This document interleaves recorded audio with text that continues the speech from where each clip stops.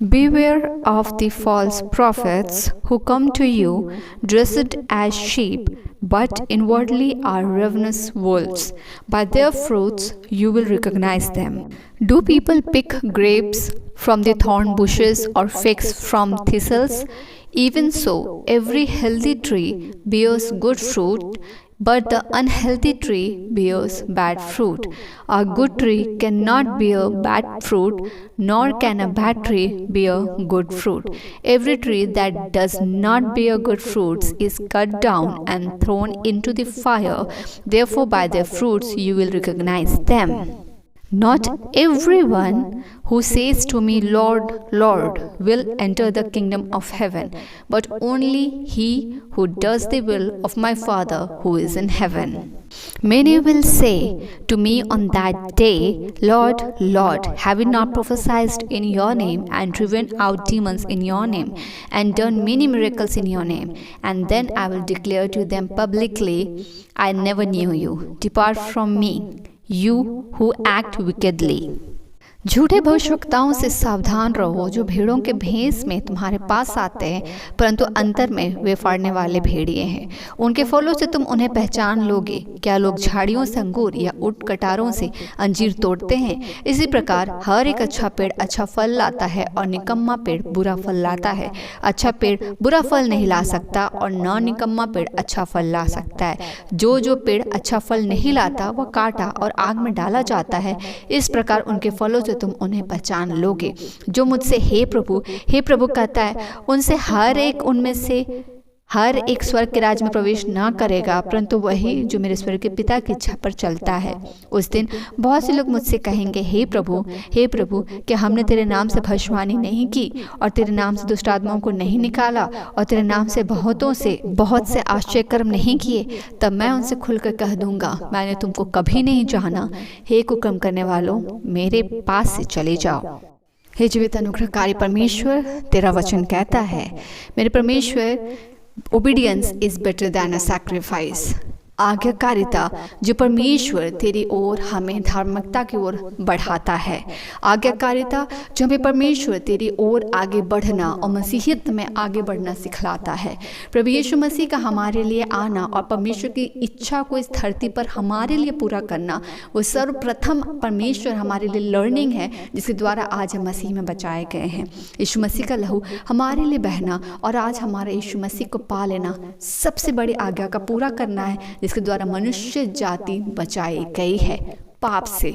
परमेश्वर, हम धन्यवाद देते हैं क्योंकि हम जितनी भी पुस्तकों को पढ़ते हैं, हम जितने भी नबियों के बारे में पढ़ते हैं, चाहे वो मूसा के बारे में पढ़ें, चाहे हम अब्राहम के बारे में पढ़ें, चाहे हम नोआ के बारे में पढ़ें, चाहे हम दाऊद के बारे में पढ़ें, परमेश्वर, हम जान पाते हैं कि परमेश्वर ने उनके लिए एक ग्रेट पर्पस को रखा, और वो एक ग्रेट पर्पस को परमेश्वर ने अपनी योजना को जब प्रकट किया, वो आज्ञाकारिता के द्वारा नबी ठहरे, वो आज्ञाकारिता के द्वारा परमेश्वर की नज़र में धर्मी ठहरे। मेरे परमेश्वर, धार्मिकता ना हम तौल सकते, ना नाप सकते, ना परमेश्वर धार्मिकता हम खुद से कमा सकते, वरन परमेश्वर तेरी आज्ञाकारिता है जो कि हमारे जीवन को परिपक्व और ज़्यादा ग्रहण योग्य बनाती है।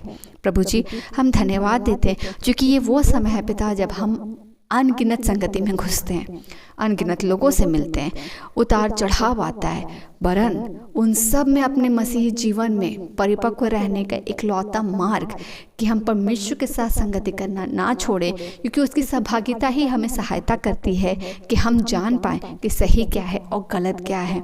मार्ग बहुत है पिता, मगर परमेश्वर जो सत्य का मार्ग है वह एक है, जीवन का मार्ग जो है वो एक है, जो परमेश्वर तक जाने का मार्ग है वो एक है। परमेश्वर, अभी संसार में चलने के 100 तरीके हैं, 100 तरीके के लाइफस्टाइल से, मगर परमेश्वर मार्ग सिर्फ एक है, जो जीवन का महत्व मार्ग है, जो the only meaning of life is Jesus Christ. इसीलिए हम प्रार्थना करते हैं कि आज जब तू हमें इस बात के साथ फिर से जगाता है कि हम उन सब चीज़ों के पीछे ना भागे जो कि हमें परमेश्वर आँखों से लुभाने वाली लगती है और हमें लगता है हम सही जीवन जी रहे हैं। हम उस आशा की ओर ना दौड़े जो हमें परमेश्वर शरीर में सेटिस्फाई करता है, वरन वचन भी इस बात को कहता है कि अगर उसने आश्चर्य कर्म भी किए हैं, भविष्यवाणी भी की है, दुष्ट आत्माओं को भी निकाला है, फिर भी अगर उसने परमेश्वर के विल को पूरा नहीं किया है तो वो परमेश्वर की नज़र में आज्ञाकारी नहीं है। इसलिए हम प्रार्थना करते हैं पिता कि हर एक के जीवन में तेरा प्रकाशन आए और जिस विल को आप ग्रेटली इंडिविजुअली एक एक को देते हैं, एक एक के जीवन में वो विलफुली आपके विलफुली पूरा हो और आपके सहभागिता मिले और हर कोई यीशु के नाम से धनी होता चला जाए। यीशु का नाम और यीशु को पा लेना सबसे बड़ा धन है। उससे हर कोई परमेश्वर ब्लेसेड हो और हर एक के जीवन में परमेश्वर तेरी उन्नत, तेरी आनंद, तेरी शांति, तेरी उद्धारता और तेरा उद्धार आने को पाए और हर कोई आशीषित होने को पाए। आज के दिन के लिए तुझे धन्यवाद देते जो तूने संभाला। रात्रि की बेला तेरी है पिता, सुरक्षा प्रदान कर, हम सोए कल का दिन यीशु में आशीषित हो और हमारे जीवन के वजह से आपको महिमा मिले। जिस उत्साह के साथ तूने आज हमें चलाया, कल भी हम डबल उत्साह के साथ चले और हमारा हिया कभी ना घटने पाए, क्योंकि हम यीशु के मार्ग पर चल रहे हैं और यीशु का मार्ग, Jesus way is the most and the only blessed way, हम जाने को पाए, हम इसमें और आशीषित ठहरे और आपका अनुग्रह का धन हमें ढापे रहे और हम तेरी सुरक्षा में बने रहे।